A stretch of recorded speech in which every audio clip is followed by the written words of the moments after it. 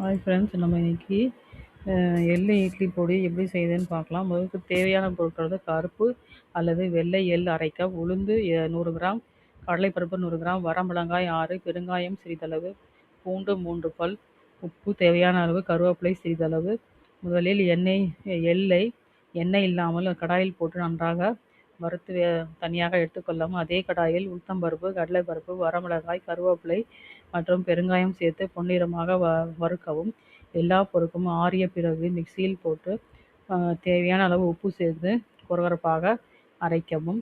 இப்போது சுவையான மற்றும் ஆரோக்கியமான எள் இட்லி பொடி தயார். இது கால்சியம் அதிகம் இருப்பதால் எலும்புகள் மற்றும் பற்கள் பலமாகிறது. இரும்பு சத்து அதிகமாக உள்ளது. உடலுக்கு நல்ல சக்தியை தருகிறது.